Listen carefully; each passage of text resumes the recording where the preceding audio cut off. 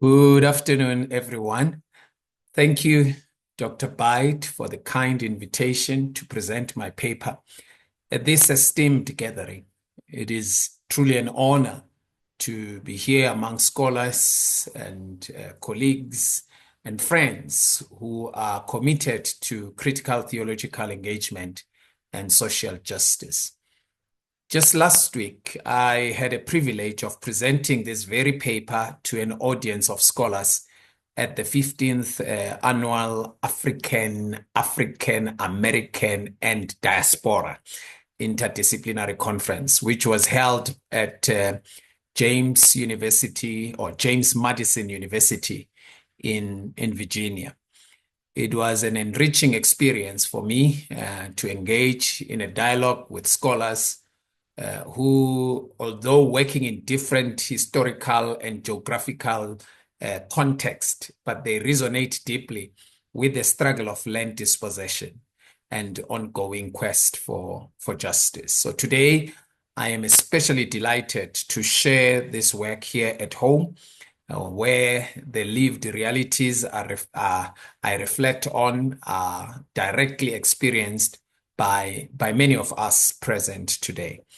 Now, you will pardon me. I am a typical academic who still believes in reading his paper, not only to ensure that I do not miss anything important, but also to keep within the allocated time. I believe that every argument, every citation matters in this paper, and I want to present my thoughts in a structured and coherent manner.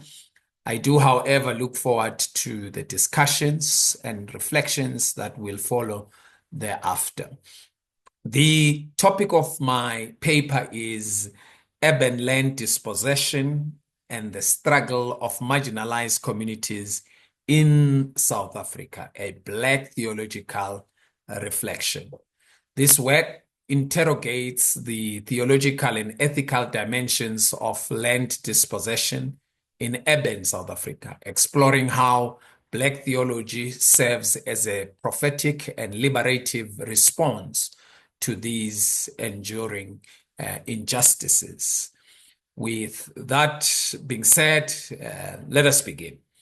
The legacy of apartheid in South Africa remains deeply embedded in the country's land ownership and governance structures, perpetuating stark inequalities and systematic dispossession of marginalized communities.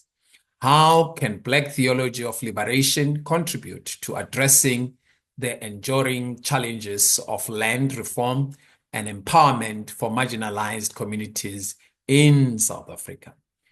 Black theology of liberation, with its emphasis on justice, equality, and preferential option for the poor, offers a transformative framework for addressing these enduring challenges. Rooted in the biblical principles of restoration and stewardship, this theological approach advocates for urban land reform as a moral imperative to redress historical injustices and to empower disenfranchised populations.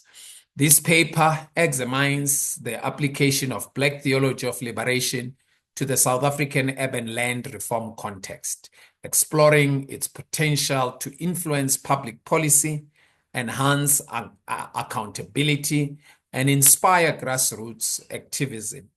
By analyzing the historical relationship between faith-based movements and socio-political transformation in South Africa, the study highlights how theological concepts of justice align with national efforts of achieving equitable land redistribution. The paper further interrogates contemporary challenges, including corruption, maladministration, and the lingering influence of colonial land policies, which continue to obstruct meaningful reform. Through case studies of faith communities actively engaged in advancing land rights It demonstrates how theological principles can intersect with activism to effect tangible change. Ultimately, the study argues that liberation theology provides not only a moral foundation, but also a practical framework for addressing systematic issues in land governance. It calls for renewed collaboration between religion or religious and civil society actors in advocating for policies that prioritize equity, transparency, and restoration of dignity and marginalized communities. The study contributes very meaningfully to broader discussions on liberation theology and land rights in post-apartheid South Africa. Few issues in South Africa evoke as much debate and historical significance as the question of land ownership. This issue has once again gained global attention, particularly following the statements made on February 7th, 2025 by the US President Donald Trump. His administration's decision to freeze aid to South Africa over its land expropriation policies, along with his proposal to prioritize refugees resettlement for South Africans of European descent, has reignited the debates on land reform, justice, and historical redress. These developments highlights the ongoing discourse on the complexities of land ownership in the South African context. As this discussion unfolds, it is crucial to emphasize a pressing reality. South Africa's land issue is a ticking bomb. This is not merely an economic or legal debate. It is a deeply emotional, political, and moral struggle for many marginalized communities, rooted in historical dispossession and structural inequalities. Max du Preez, in his book written in 2013 called A Rumor of Spring, South Africa After 20 Years of Democracy, articulates this agency bluntly, and I quote, "No national issue elicits as much anger and fear and confrontation as the ownership of land." Each time the issue of land is raised, emotions run high. For many South African, land is inseparable from colonialism and apartheid. And as PECO in 1984 reminds us, I quote, "Apartheid is a story of a dispossessed people, the story of land robbery, the story of colonialism, bloodshed, and national dispossession of the people on a scale unparalleled or unprecedented in the history of Africa." We are at a crossroad. Do we allow this injustice to fester, or do we confront it with honesty, courage, and commitment to justice? This article critically examines the historical and contemporary challenges surrounding urban land ownership in this country. It provides a contextual background on the issue. It explores potential solutions and integrates insights from the Black theology of liberation, BTL, to enrich the discourse on justice, equity, and restitution in the land reform. Urban land dispossession is a growing crisis that disproportionately affects marginalized communities worldwide. As cities expand and property values rise, vulnerable populations, often low-income residents, indigenous groups, and informal settlers, are forcibly displaced through gentrification, land grabs, and state-backed development projects. This process not only strips them of homes and livelihoods, but also erodes cultural identities and deepens social inequalities. The struggle against urban land dispossession is therefore not just a fight for physical space, but a broader resistance against systematic exclusion, economic marginalization, and the erasure of community histories. Understanding these dynamics is crucial for development and developing an equitable urban policies that protect the rights of those most at risk of displacement. The study adopts a qualitative interdisciplinary approach that integrates historical analysis, policy review, ethnographic research, and theological inquiry. Qualitative research allows for a deep exploration of lived experiences, particularly those of marginalized communities affected by urban land dispossession. The interdisciplinary nature of this study ensures a holistic understanding of land dispossession, drawing from historical records, legislative frameworks, and land reform policies to situate the issue within its broader socio-political and economic context. Additionally, ethnographic research methods such as interviews and case studies are employed to provide first-hand insights into the struggle of affected communities. These methods allow for a contextualized understanding of dispossession and the complex interplay between policy, economics, and lived reality. For a theological perspective, this study employs contextual theological analysis and hermeneutical reflection within the framework of BTL.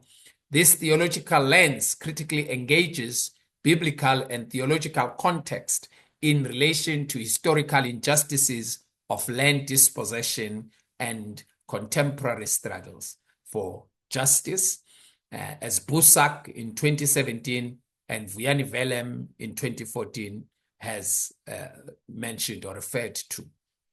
Using liberationist hermeneutics, this study examines how theological narratives of justice, exodus, and restoration speak to the realities of dispossessed communities. Furthermore, practical theology is incorporated to facilitate a lived, experience-based engagement with land justice, bridging the gap between academic discourse and grassroots activism.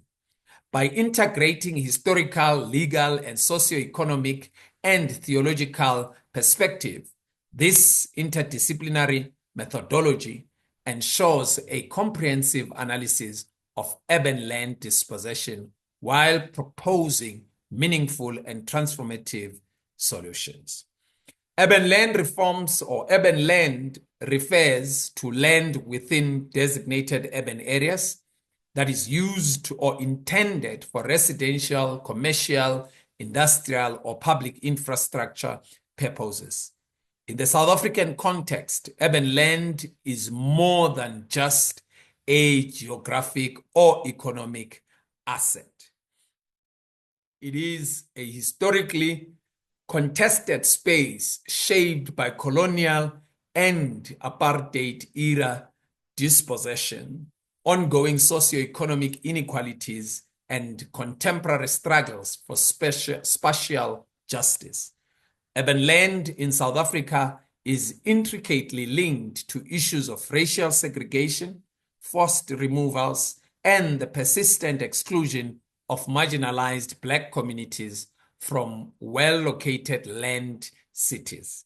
It is both a physical resource and a political asset, often linked to issues of land tenure, informal settlements, housing backlogs, and economic development. Addressing urban land issues requires a multifaceted approach that integrates policy reforms, equitable land redistribution, and community-driven solutions to ensure inclusive urban development. However, beyond political and economic frameworks, theology provides a critical, moral, and ethical foundation for land justice. Black liberation theology and African theology emphasize that land reform is not only a legal or economic matter, but a spiritual and moral imperative tied to justice, dignity, and reconciliation. Urban land in South Africa remains deeply unequal, with well-located land still predominantly owned by a minority. Mfaniseni Sihlo Ngonyane in 2015 asserts that post-apartheid urban planning has failed to dismantle special injustices as cities continue to reflect apartheid-era divisions. The influx of people into urban areas has exacerbated informal settlements and increased land speculation, making access to well-located land difficult for the poor. According to Leslie Bank and Garth Mayers in 2020, urban land is critical for economic mobility, yet many Black South Africans remain excluded due to high land costs, restrictive zoning laws, and gentrification. They argue that true urban land transformation requires policies that prioritize equitable land access and integrate historically marginalized communities into the urban economy. Let me give the historical context of land dispossession in South Africa. South Africa's land crisis did not begin in 1994, nor in 1913. It has a deep historical roots, from colonial conquest to apartheid-era forced removals. The land has been taken, divided, and monopolized by a few at an expense of the many. The 1913 Native Land Act, one of the most infamous pieces of legislation in our history of South Africa, legally confined Black land ownership to just about 7% of the land. And the 1950 Group Areas Act displaced millions, forcing them into underdeveloped Bantustans or homelands. By the end of apartheid in 1994, 87% of the country's land was still owned by the white minority. This is why land is more than an economic asset. It is a symbol of justice and a historical redress. As Frantz Fanon argues in The Wretched of the Earth, I quote, "For a colonized people, the most essential value, because it is the most concrete, is first and foremost the land which will bring them bread and, above all, dignity." These words underscore the fundamental connection between land, sustenance, and dignity. Yet more than 3 decades into South African democracy, the long-promised return of the land to marginalized communities remains unfulfilled. Let's look into the political and legal obstacles to land reform. Despite moral and historical necessity of land reform, progress has been slow and resistance remains strong. And these are some of the reasons why. Number one, corruption and bureaucracy. Land reform programs have often benefited elites rather than the landless. Number two is the legal barriers. The debate over expropriation of land without compensation has stalled progress. Number three is corporate and agribusiness resistance. Some argue that the redistribution of land could threaten investors and food security. Thembeka Ngcukaitobi, who is a prominent South African lawyer, a legal scholar, author, and advocate for land justice and constitutional law, in his book, The Land is Ours, warns us that we have been too hesitant to challenge the legal framework that protects the land interest of a minority at the expense of the majority. If we do not act boldly and decisively, the inequalities of the past will continue to define the present. The false claims that South Africa is engaged in mass land sieges and white genocide is a dangerous propaganda for South Africa. Let us set the record straight. There have been no mass land sieges. Land reform in South Africa follows legal and constitutional processes. There is no white genocide in South Africa. This is a fabricated narrative meant to discredit land justice efforts. Land reform is not about punishing white South Africans, but it is about correcting historical theft. When global figures spread misinformation, they distort the real struggles of the landless and give ammunition to those who wish to delay justice. We must reject fear-based propaganda and instead focus on building an equitable and just society.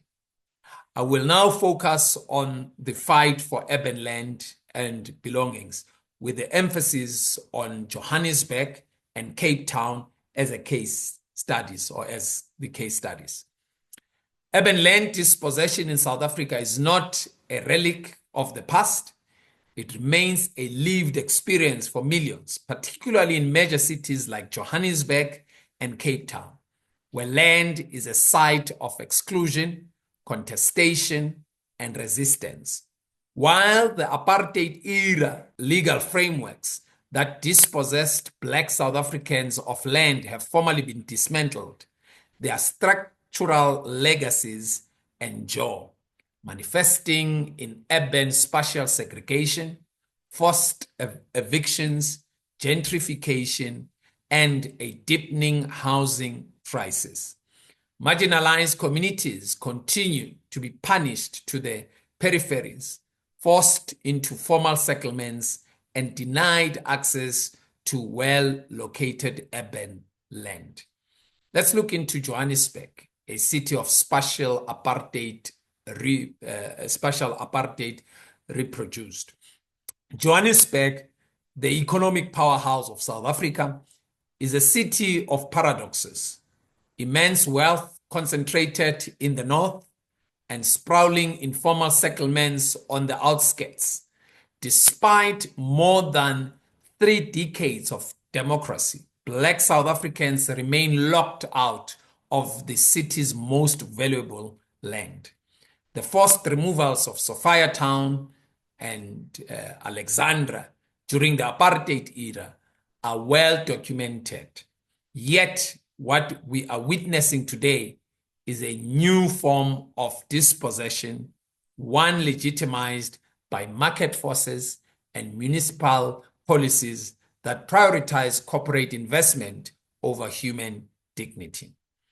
The recent evictions of informal settlements dwellers in areas like Marlborough, Newtown, and Fiestas illustrate how the struggle of urban land is ongoing.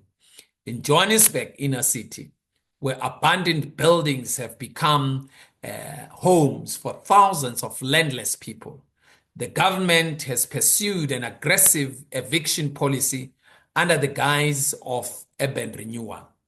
But the renewal for whom? This is not about safety or development. It is about removing the poor from spaces that real estate developers now covet.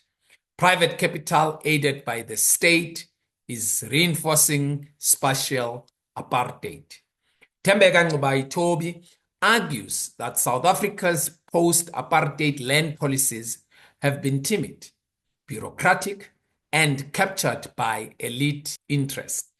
The government's reluctance to implement expropriation without compensation in urban areas has left millions of landless Black South Africans at the mercy of the property market value, that never designed for them. As Ngaitobi warns, we have been too hesitant to challenge the legal framework that protects the land interest of a minority at an expense of the majority. The forced removals in Johannesburg today, whether through legal means or economic pressures, show that urban land justice is not a priority for the state. Let's go to Cape Town. Gentrification as contemporary dispossession that is happening in that city. Cape Town, on the other hand, often romanticized as a world-class tourist destination, is one of the most segregated cities in the world. The shadow of apartheid planning still looms over the city, where Black and colored communities remain relegated to Cape Town flats and townships far from the economic opportunities. Access to well-located urban land remains privilege for the wealthy, disproportionately white population, and most of who are foreigners capitalizing on favorable exchange rates. The battle over District 6, one of Cape Town's most iconic sites of forced removals, exemplifies the failures of urban land reform. Despite a landmark land restitution process, most of the displaced families have not been able to return. The slow pace of redevelopment and the city's reluctance to prioritize low-income housing has allowed gentrification forces to infiltrate the area. Meanwhile, luxury developments in Woodstock and Salt River are pricing out working-class Black and colored residents, effectively continuing apartheid-era spatial segregation under the banner of economic growth. But dispossession in Cape Town is not just about gentrification. It is also about violent evictions and state repression of land occupations. The brutal removal of residents from Empolweni in Khayelitsha during the COVID-19 lockdown was a stark reminder that landlessness is met with state violence, not with justice. The city of Cape Town justified the evictions as removal of illegal structures. But what choice do the landless have when waiting for lists of government housing stretch for decades? People are not invading land. They are reclaiming the right to live in the city. Leslie Bank argues that urban land struggles in South Africa are no longer just about restitution for past injustices, but about the right to the city itself. He critiques the way urban planning frameworks continue to serve capital interest over the needs of the dispossessed, warning that without radical intervention, urban South Africa will remain a landscape of exclusion. The theology of land justice, which is a moral mandate. According to Reverend Frank Chikane in 1990, theology cannot be detached from the social realities of the people. He argues that dispossession of land is a theological crisis that demands the church prophetic voice in addressing urban inequality, homelessness, and spatial injustice. Black liberation theology, as pioneered by theologians like James Cone in the USA, Alan Boesak in South Africa, insists that faith is inseparable from the struggle for justice. Alan Boesak in 2017 asserts that the land issue is a theological crisis because apartheid-era land dispossession was not just a legal injustice. It was a sin against humanity that violated the biblical principles of justice and stewardship. Boesak argues that reclaiming land is part of reclaiming human dignity. especially for marginalized urban communities who continue to live in conditions of exclusion and poverty.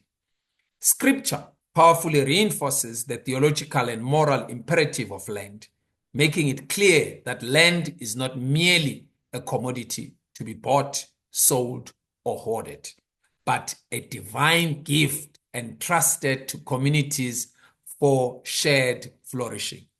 The biblical vision of land ownership is deeply rooted in justice, stewardship, and prevention of exploitation.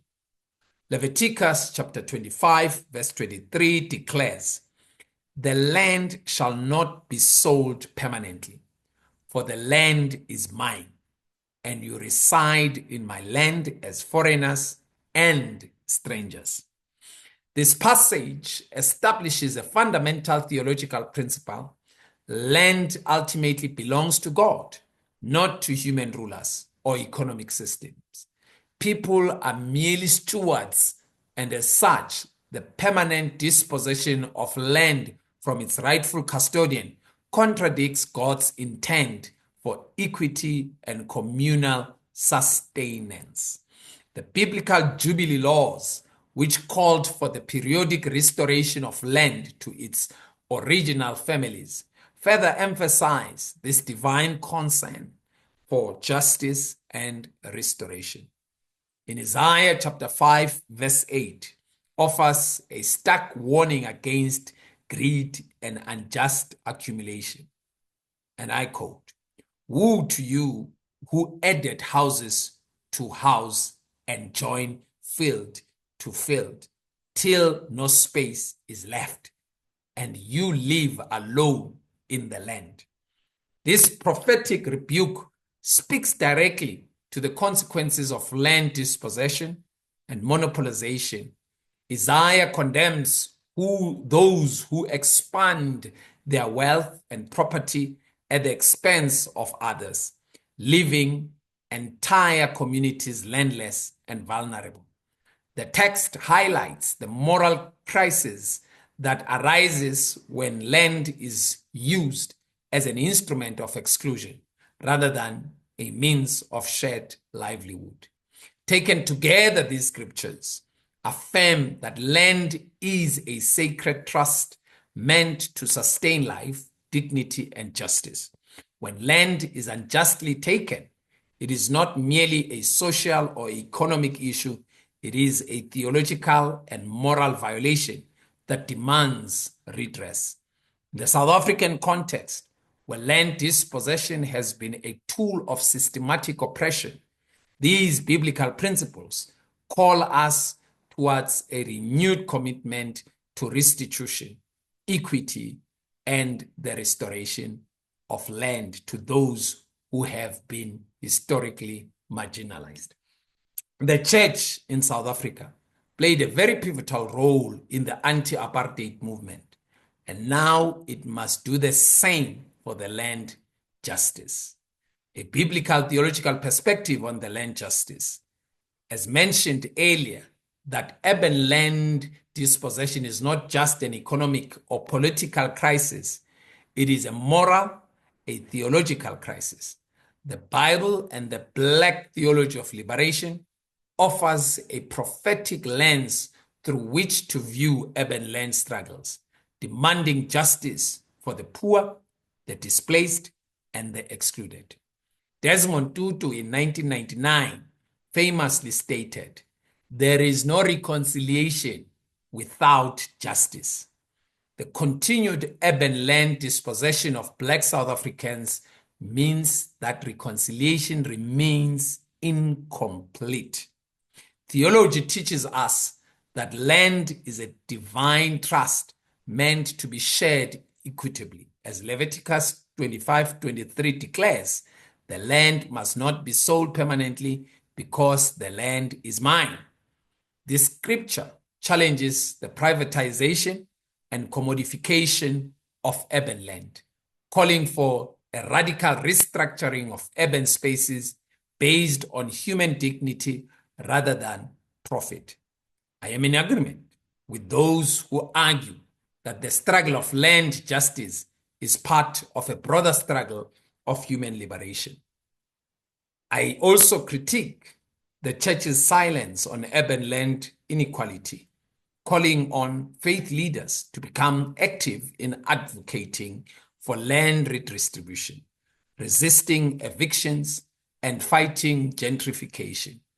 The failure of faith communities to engage in this struggle is a failure to embody Christ's mission in Luke chapter 4, verse 18, which says, to proclaim good news to the poor, to set the oppressed free. Furthermore, Vuyani Velem in 2016 asserts that urban dispossession is a continuation of apartheid's spatial theology, where the poor are cast out of the city while the wealthy live in fortified enclaves. He calls for the new theology of land that centers the struggles of the dispossessed, arguing that unless the land question is resolved, South Africa's democracy will remain an illusion. The city must be reclaimed. In conclusion, urban land dispossession in Johannesburg and Cape Town is not an accident. It is a direct consequence of weak land reform policies, market-driven urban planning, and state that has failed to protect the landless. The evictions, gentrification, and ongoing exclusion of Black communities from well-located land reveal that South Africa's urban spaces remain colonial and apartheid in character. But let it be clear, this is not just a political fight. It is a moral and a theological struggle. Urban land reform cannot be left to the state or the market. It must be driven by grassroots movements, faith-based organizations, and communities demanding justice. The church must not be neutral. It must stand on the side of the oppressed, advocating for land expropriation, affordable housing, and the right of the poor to live in the city. The question before us is not whether land reform is possible. It is whether we have the courage to demand it. As Steve Biko in 1978 said, the most potent weapon in the hands of the oppressor is the mind of the oppressed.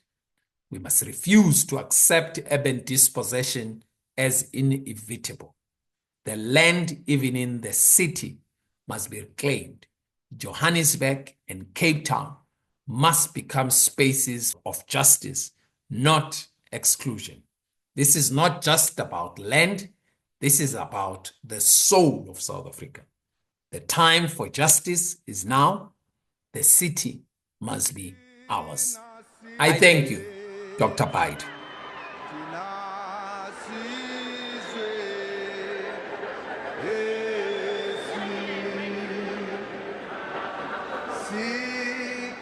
Live.